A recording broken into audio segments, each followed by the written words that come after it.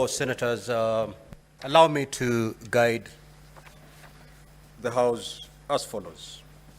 If you look at the program, between 11:45 to 12:15, that time was reserved for the opening statement of the County Assembly, and thereafter to be followed by the opening statement on behalf of the Deputy Governor. Now, Honorable Senators,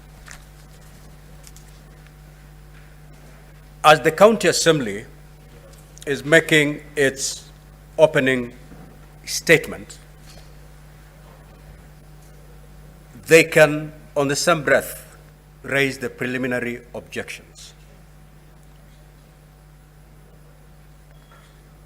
Thereafter, when the Deputy Governor is making the opening statement, in the same breath, they can respond to the preliminary objections raised by the County Assembly.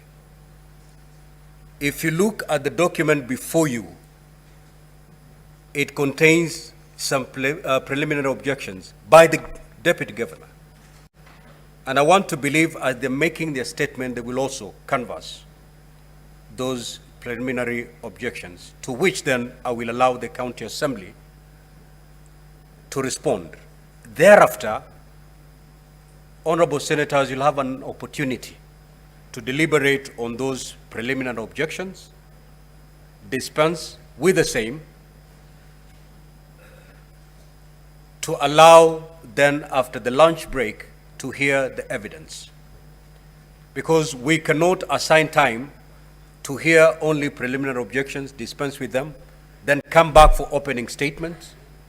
Let us handle them at the same time.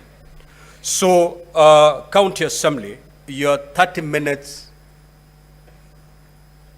is long gone. However, with this new direction that I've given, the directive that I've given, I will allow you to put what is the case of the County Assembly. You have dealt more on the preliminary objections. Proceed to state your case before we allow the representation from the Deputy Governor to also give us their opening statement.